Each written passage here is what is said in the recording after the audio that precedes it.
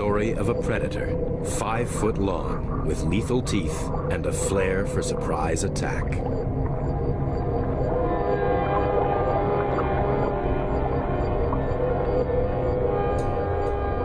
The Great Barracuda has had a very bad press. Scare movies would have us believe that they crave human flesh. It isn't so. But that doesn't mean that it's always safe to go into the water.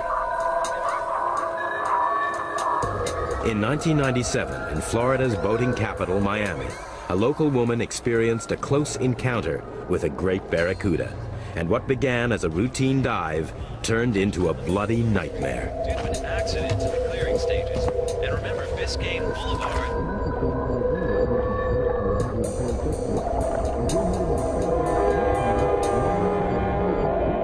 Only one lane open on Valley Road between Southwest 8. Good news for Broward County motorists. No accidents have been reported on any of the major.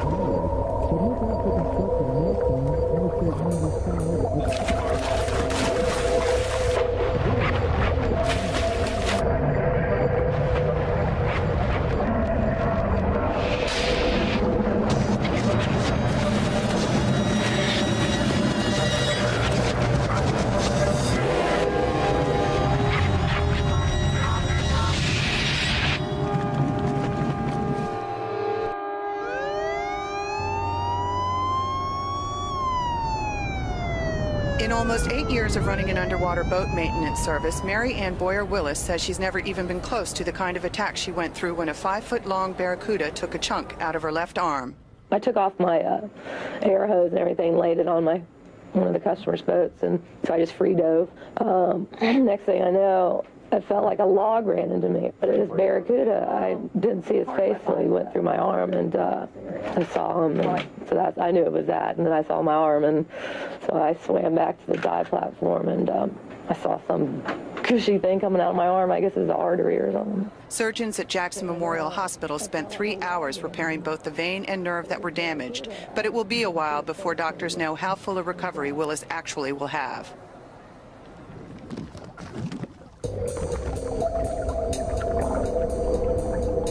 Mary Ann was not alone. In the world's busiest waters off Florida, many a diver has a sorry tale to tell.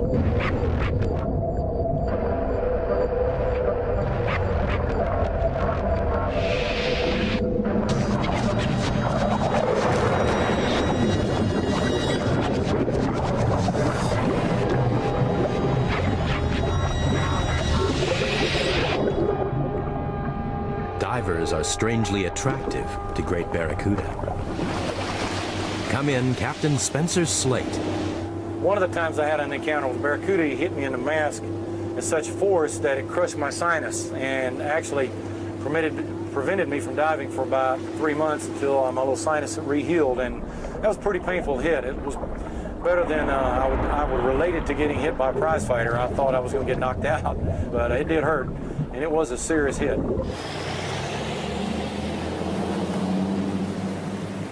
A man who has never been bitten and knows more than most about these creatures is marine biologist Dr. Shane Patterson.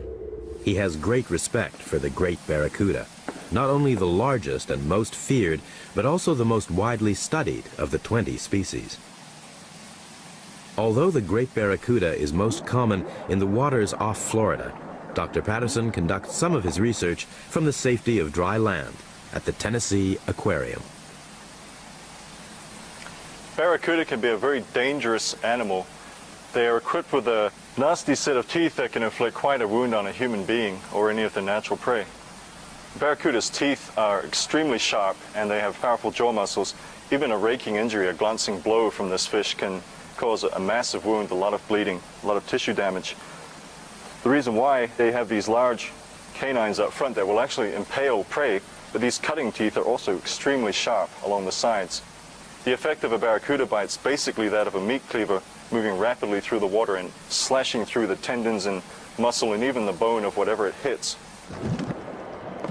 Contrary to popular belief, barracuda do not prey on divers and snorkelers, although they are exceptionally inquisitive. Their quarry are other fish, occasionally their own kin, that swim into their favorite haunt, the coral reefs of tropical seas and oceans.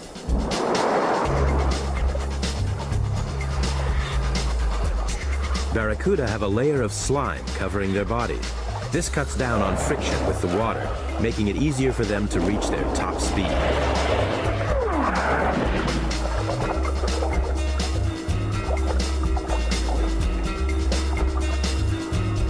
They are ambush predators, built like torpedoes, and blessed with the ability to accelerate up to 30 miles an hour from a standstill.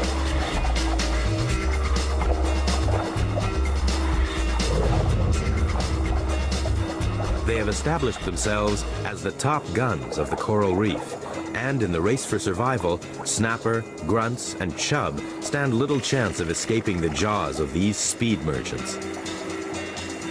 Barracuda are predators, not scavengers. They enjoy the chase and appear to be disinterested in prey which are no longer moving.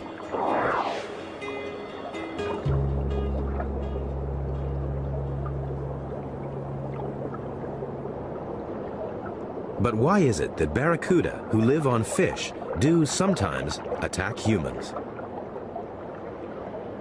Dr. Shane Patterson sheds more light on the subject. That's something that you definitely don't want to do underwater if you can possibly help it. Barracuda home in on flashing objects. To them, flashing objects mean food because they look like the scales of the fishes that they eat. So if you jump in the water with a shiny dive watch or a piece of jewelry, piece of dive gear, a tool, barracuda may well mistake it for its natural prey. There are certain environmental conditions that make this more likely. The two main ones would be reduced visibility, murky water, or low light levels, twilight, nighttime. Same conditions most shark attacks occur.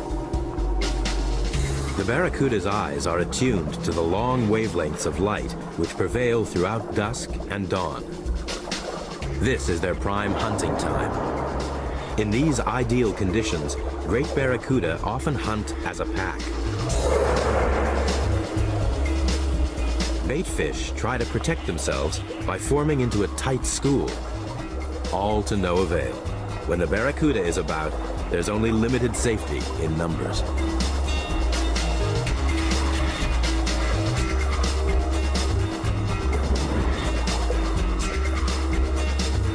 In a crowded ocean, the barracuda's jet-like speed can have some disastrous results.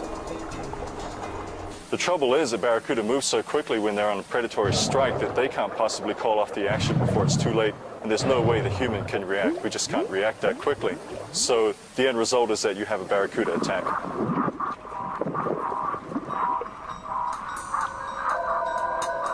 Three years after her ordeal on the Florida coast, Marianne Boyer still works in the water, maintaining boats.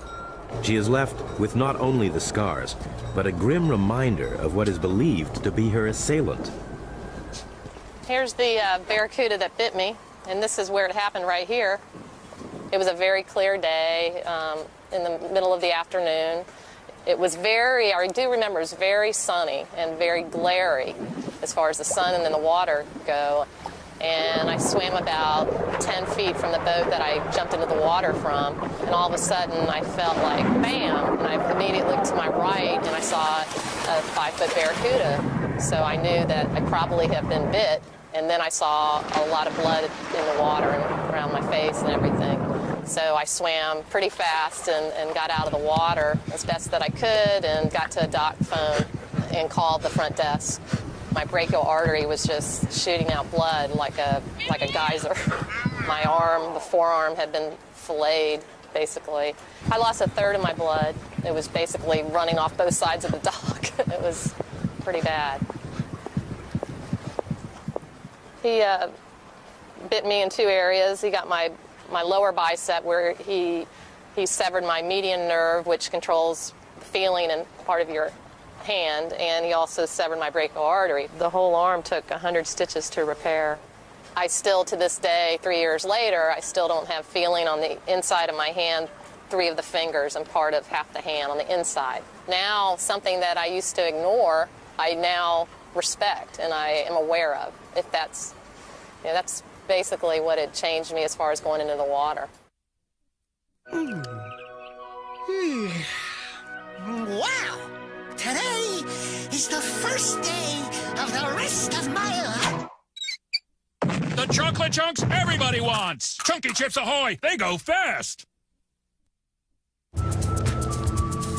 It's high season on the Florida Keys, and despite the tales of horror, tourists still flock here to invade the underwater world of the Barracuda.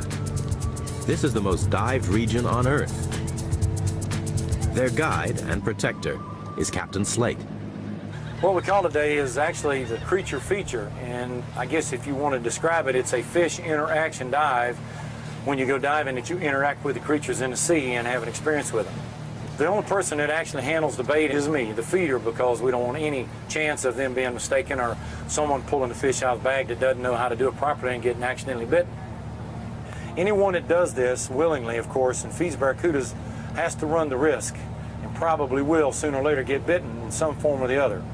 I feel like the benefits way outweigh the danger in my book. Someone that does it for the first time and gets bitten the first time may not think that.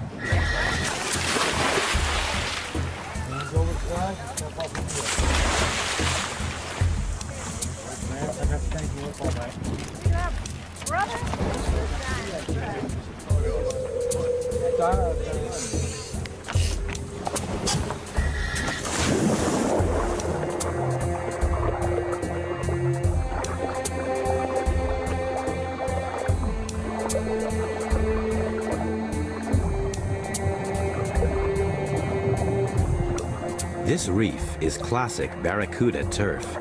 Typically, they're out patrolling their territory, so it might be some time before they put in an appearance. But there's a warm-up before the main event. Resident green moray eels and hungry nurse sharks gather to eat at the captain's table. And who can blame them? Why go hunting when there's a free fish supper close to hand?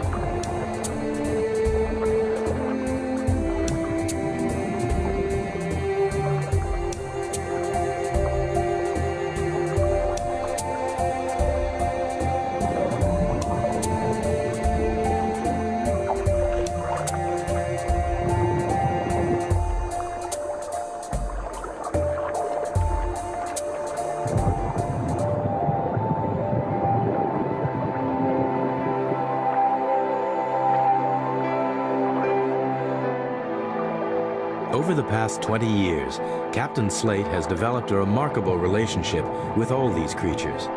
There's a mutual trust as man and fish reinforce their bond.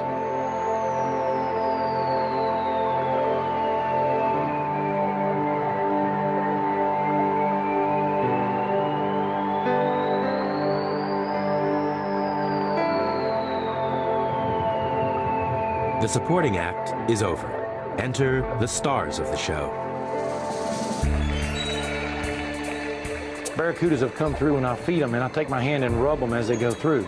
And the fact that they can come up to divers in a marine sanctuary where they're not molested and repeatedly take fish from us and be 30 divers in the water and their hands frailing all about and the barracuda weaving all between the divers to come to me to catch the fish. So it's pretty unique. There's risk involved because, of course, barracuda have razor sharp teeth and they're razor lightning fast. The disadvantage of them is they're faster than we are. You have to be very careful. The ballyhoo that I feed them is a little, sometimes 6 to 12-inch fish, and once you show them that fish, they come for it. I mean, there's no in between. There's a method to it, and its timing is within seconds, or half a second. Sometimes I've missed, and sometimes I've had more than one cuda come up at me, and one would bite me. So it's a dangerous trick. You just have to be very careful. We do it very successfully, but once in a while I get bitten. But the cudas are just very fast. You have to remember that, and you have to know not to show the ballyhoo until you want them to come. They're really the most efficient predator in the ocean. I've been diving for 37 years, and I've never seen anything to compare to a barracuda as far as a hunter. And of course, the ability to kill is phenomenal. I've seen them bite each other in half in the blink of an eye.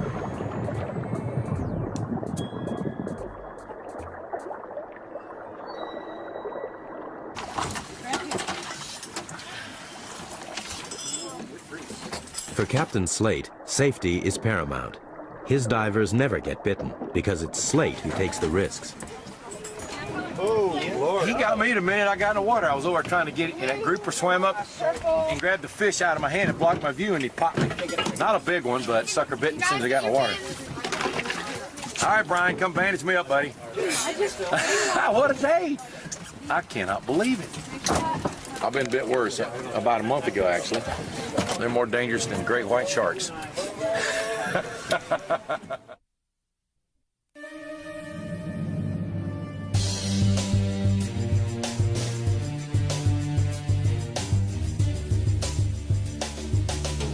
Mutual of Omaha's Wild Kingdom, Sundays at 7 on Animal Planet.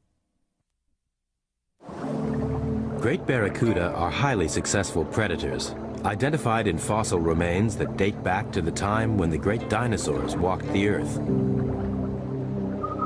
But their success is not all down to being a top predator.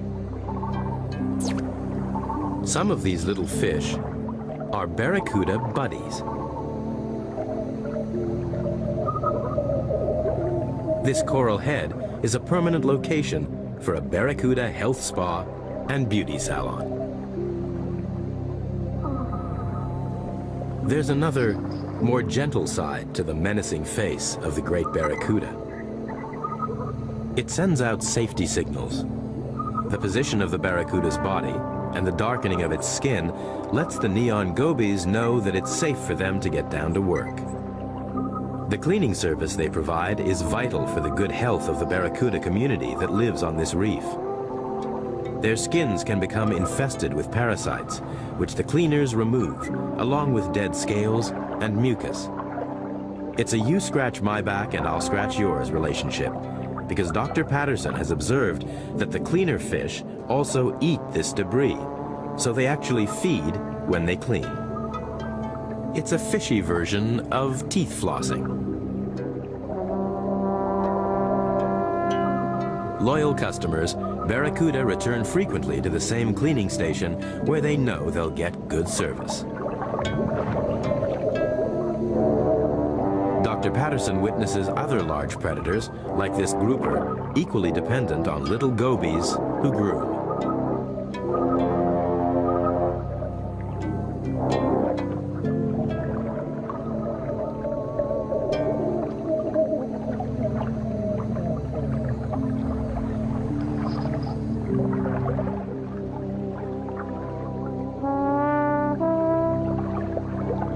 The salons are always busy, with barracuda lining up to wait their turn. For Shane Patterson, it's a welcome opportunity to study a fish whose incredible speed and guile normally make it difficult to observe.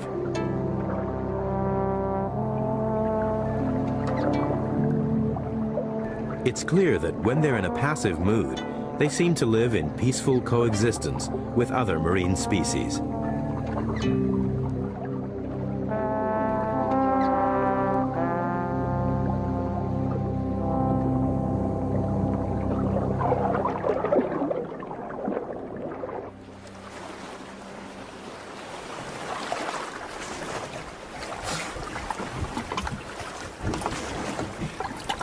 I don't know what that, I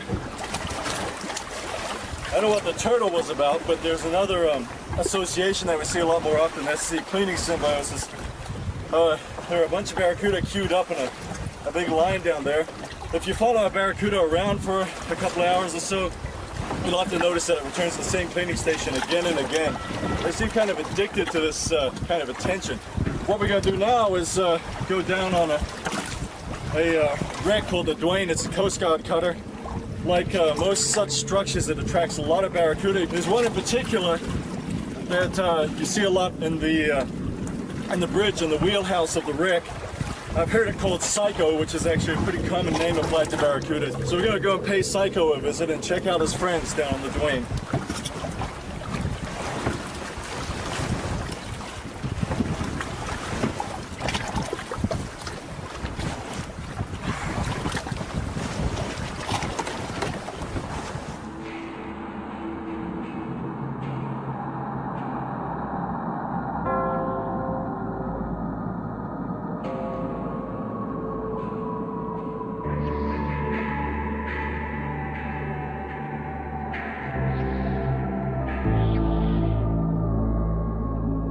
Psycho stalks the wreck of the Duane, ever watchful for the next party of divers. This is his turf. Enter at your peril.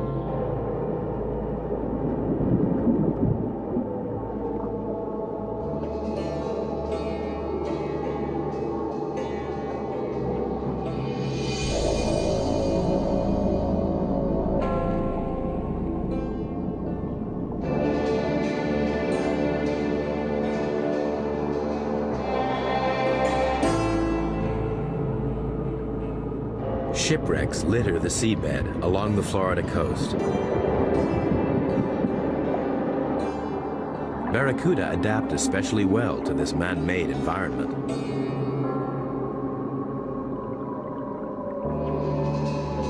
They're well aware of the divers who come to explore the wrecks and frequently play games of hide and seek.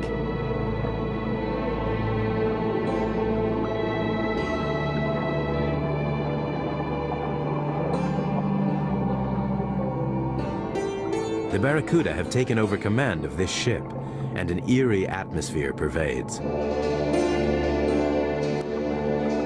There's a sense of being watched.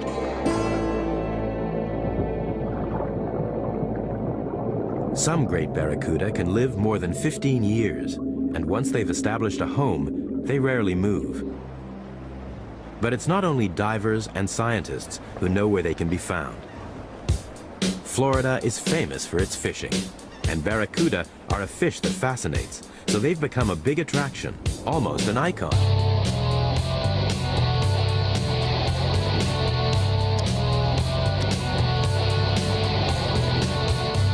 The downside for the barracuda is it's becoming a sporting trophy. The hunter of the sea is now the hunted. For $100 a day, anyone can join in the chase. Come on, baby. Come to Papa. Here you come.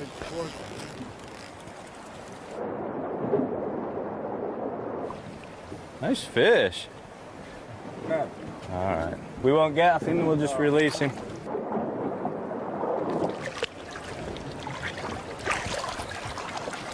All right. High five. Good man. Beautiful. See the small hook that's in him? Beautiful fish. See, we got the hook Very right in the corner of his hook. mouth. Oh, yeah. Nice fish, Bruce. Let him fight again another day. Most fishermen release their catch, and not simply out of kindness. Barracuda eat smaller, toxic fish, so their flesh can become poisonous and can even kill a human being. Ciguatera poisoning, as it is known, is as infamous as the barracuda itself, and in Florida, barracuda are rarely caught as food. You know, your average fish are anywhere from a couple of pounds to 20 is beautiful. Like the ones we were catching earlier were, 10 to 12 pounds. Anywhere between 35 and 47 pounds, is an exceptional fish. And I'm sure down deeper there's some of the bigger ones. Well, I haven't got lucky enough to even hook one yet. There he is. Got one? Yeah.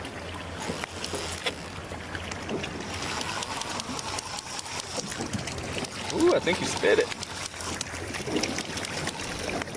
Dropped it out. I had him for a second there.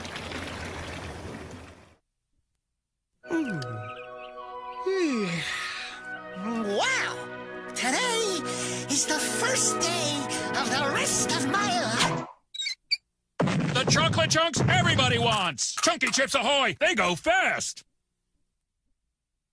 All too often, the barracuda's sharp teeth and rapid speed will snap the fishing line before they're landed. They may be the ones that got away, but a double hook and a length of fishing line still skewer their jaw.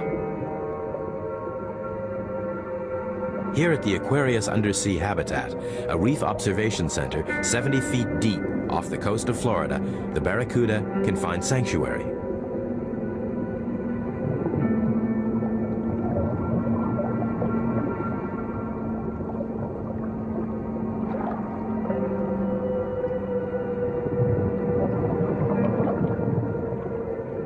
One man doing his best to help the injured is Jay Styron, who operates an unofficial casualty department.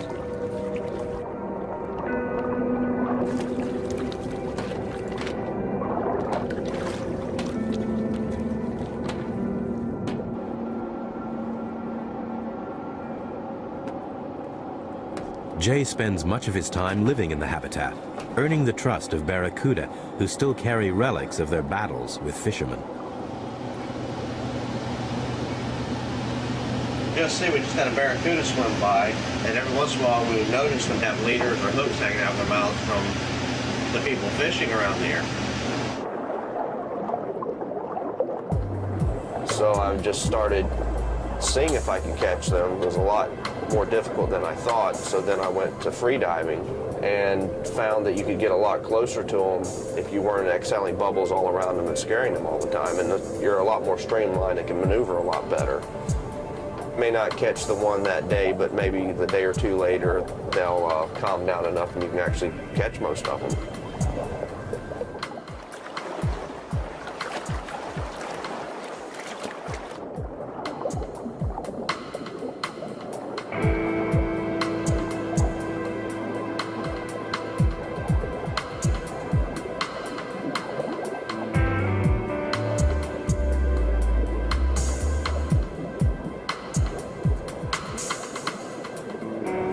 Generally, I'm snorkeling around, free diving, and spot a barracuda with a leader that's long enough to really approach, because barracuda themselves will approach you within inches, but you approaching them is a different story.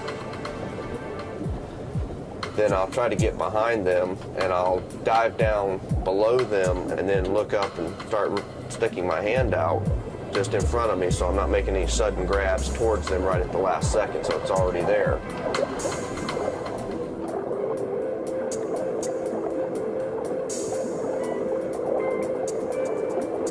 And generally just keep pace with them, and a lot of times they'll start swimming forward slightly as you're getting closer, so you're just angling up, trailing behind them. And if everything works out well, you'll have the leader in your hand, then you've got to really clamp down and try to get a wrap around your hand so they don't yank the leader right through your hand.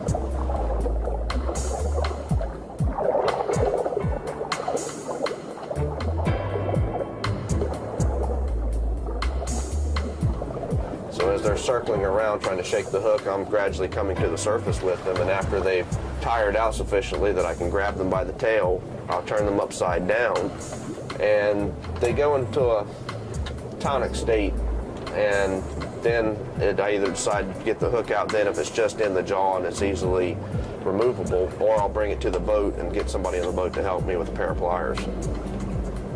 Tonic immobility is well known in many animals when they're startled or restrained, especially upside down.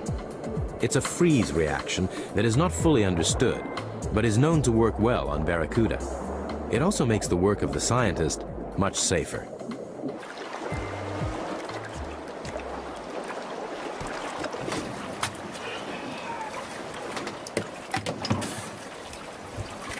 Well, another barracuda's swimming free. As you see, this is usually what you find hanging out the barracuda's mouth down there. Looks like it may have been in maybe a week, 10 days. It probably would have eventually rusted out, but it's nice to get it out of there so they can feed unhampered.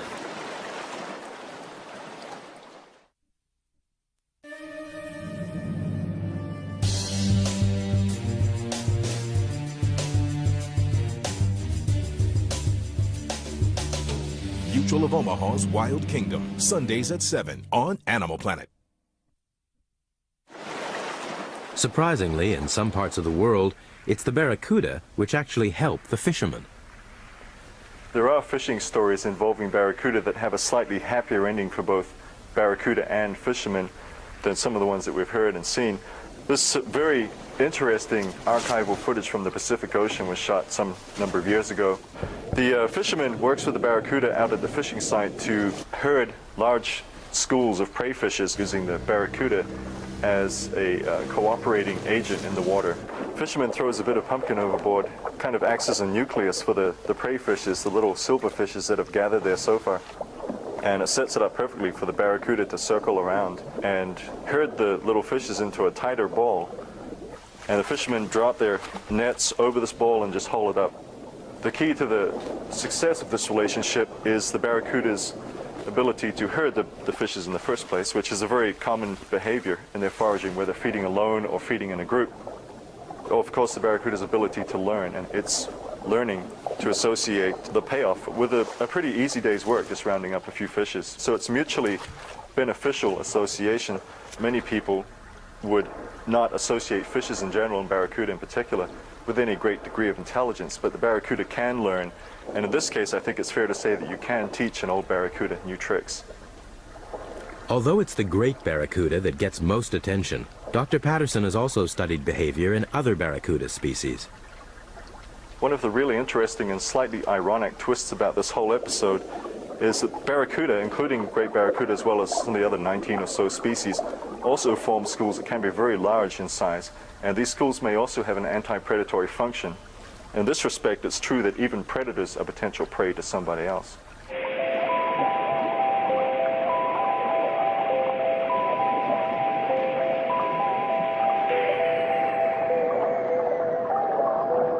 These blackfin barracuda are typical of smaller species, which form into massive schools in many regions of the Pacific Ocean.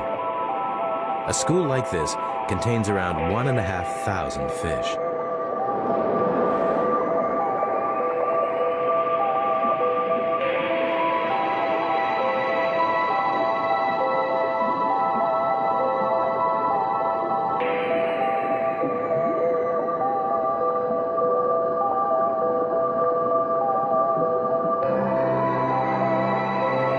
The spectacle these huge circling schools create is a great draw for divers.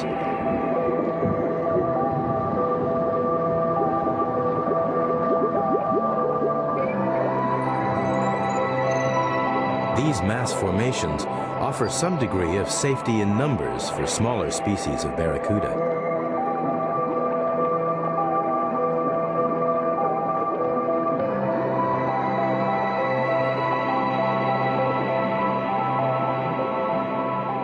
Back along the coast of Florida, it's the great barracuda who may also need to find protection. Adult fish have few natural enemies, but when they're young, they're extremely vulnerable. From the moment they're born, they're on their own, left to survive without the protection of an adult. They find safety in the mangroves. Hey, here we are in a slightly different kind of habitat. This is the mangroves, a very extensive tract actually. Among the roots live a lot of small reef fishes that are babies, including baby barracuda, and you'll also find things like juvenile lemon sharks. And this is basically a nursery, and the fishes grow up and they move out to the reef eventually. So we're going to get in, and hopefully we'll find some small barracuda. They may be this big, there's quite a few that size here, maybe up to that size, and we'll see what they're doing, what they're up to. Once a year, adults spawn in open waters, but no one knows exactly where. We do know that the babies end up in the mangroves after drifting in on ocean currents. Here, thousands of minuscule marine minnows provide plenty of food for the growing barracuda.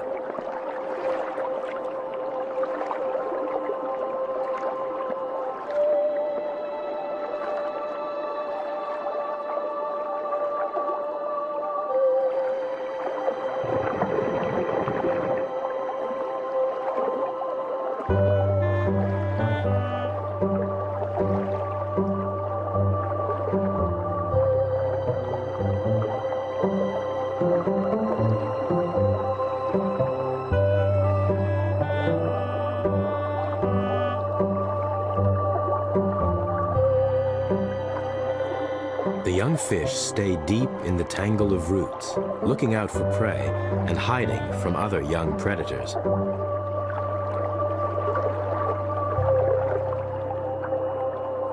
The mangrove offers a training ground for survival. Young lemon sharks grow up here too.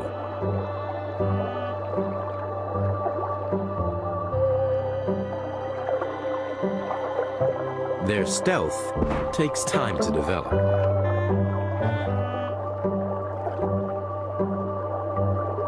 Safe in their tidal labyrinth, the baby barracuda will soon outgrow the mangrove. Coastal sea grasses then become their favorite haunt. Here, they rely on the barracuda's infamous ability to disappear through camouflage. It helps them to ambush prey, and it keeps them concealed from their own predators. They master this technique at an early age.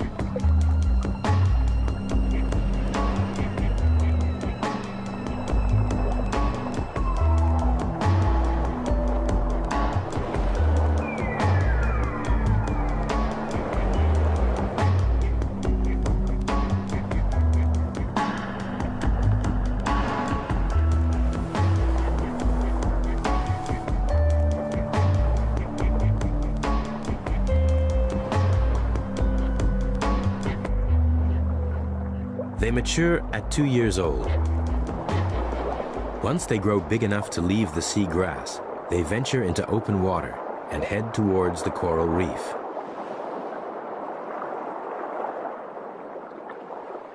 Unlike the mangrove, there's little protection, but there are still plenty of bigger predators. Caribbean reef sharks compete for dominance of the reef.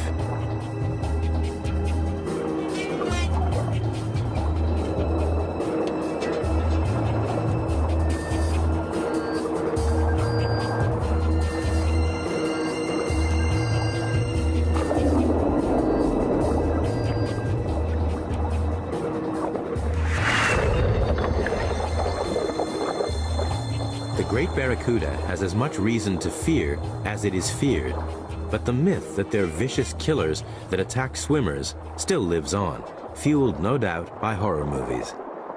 This one starred an unfortunate but somewhat familiar diver called Captain Bob Olson.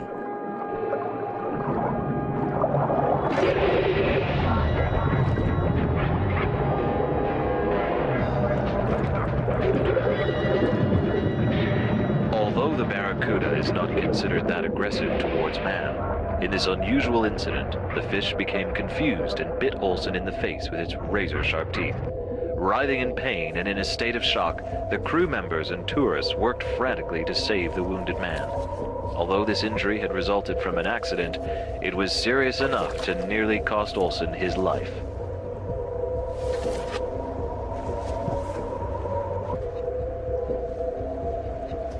Pretty horrific stuff. And strictly for the movies. Here's the man who knows. There are many times when I go out on a Friday feeding that people have heard of me feeding for years and decades, and they get on the boat and they say, "Slade, aren't you scared to do that? We saw this movie where this man got attacked and his face got mauled up by a barracuda and he almost died. Aren't you terrified of that?" And I kind of giggle and I give him, I said, "Was the guy's name Captain Bob Olson off the Yucatan Peninsula?" And he goes, "Yeah." I said, "That was me." It was absolutely totally made up for the show and to make a big event of a barracuda biting someone, which, of course, we had to fake it. I was glad of that. The captain's blood was fake. Mary Ann's was all too real. Today, the real-life victim has a date with the movie stuntman. He's invited her on a dive to meet his playmates and her enemy. Hi.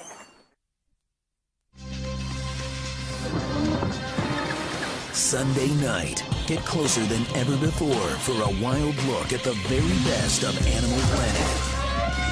Open wide. From haunted wars to home-bodied hippos. Who would have thought they were so talented? Don't miss Terry and Bendy as they roll out the red carpet for our greatest shows and specials. Planet's Best, hosted by Terry and Bendy, Sunday night at 8, only on Animal Planet.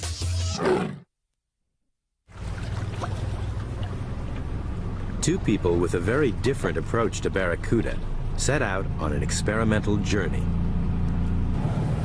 When I see my first-time divers and snorkelers get in the water and have a fear of this animal, and by the time the feeding's over have no fear of this animal or more respect than fear, to the point that they're not going to fear him and get in the water and go diving, and then I feel like it's worth the risk. And having Mary Ann on the boat today and the feeding with me, knowing that she went through a barracuda attack, any kind of injury that requires 100 stitches is serious, but to have her on the boat today is just a joy, and I'm tickled to death to formally meet her and get to go diving with her today. I'm excited. I think she'll come away with a better respect for him, and I believe she'll enjoy him even more.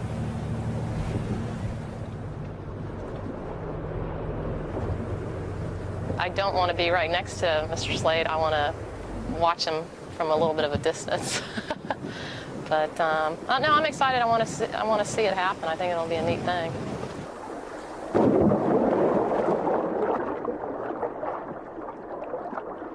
For the fearless Captain Slate, this is just another dive to visit old friends. Just another day at the office.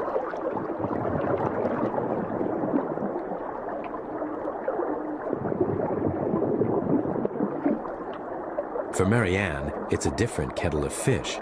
One they both hope will turn out to be beneficial.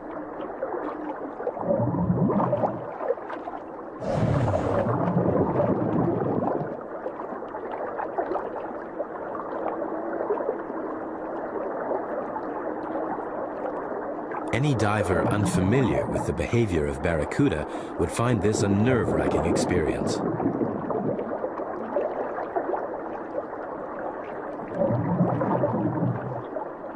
Until now, Marianne has only been really close to one great Barracuda, and she doesn't want a repeat of that incident.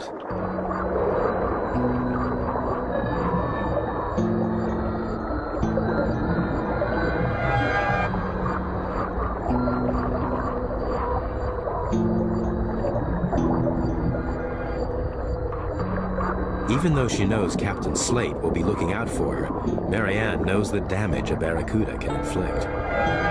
Are the fish beginning to show an uncanny interest in Marianne?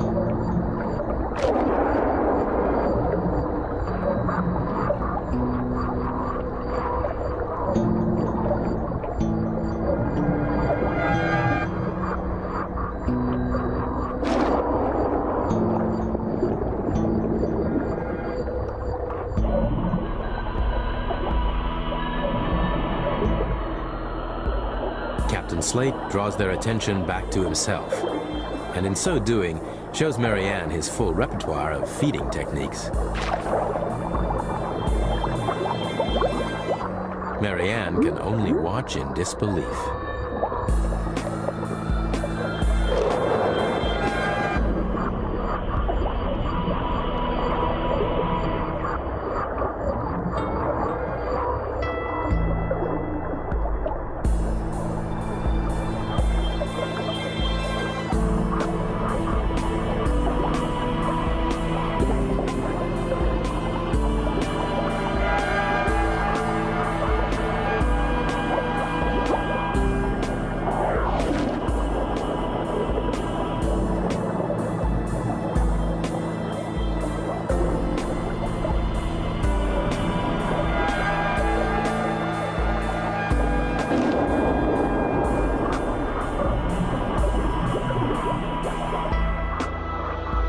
The fish show a remarkable patience and precision.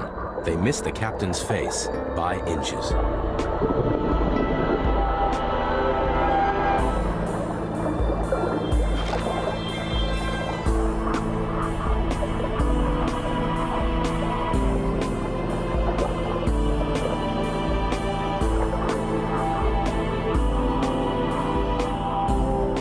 After the show, Captain Slate congratulates Marianne for meeting his Barracuda face to face.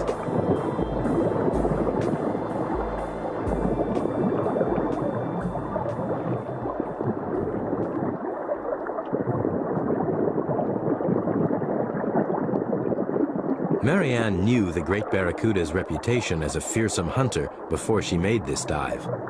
After witnessing the captain's fearless feeding display, she's now seen that the fish is not the willful and dangerous animal that many believe it to be, and its reputation as a manhunter has been greatly exaggerated. But getting so close to the big fish again has been exhausting. For Captain Slate, it's been an opportunity to meet one of the few divers unlucky enough to be bitten by a great Barracuda. The great Barracuda's hunting grounds are the most dived waters in the world. Surely the fact that they do not run with the blood of hundreds of hapless divers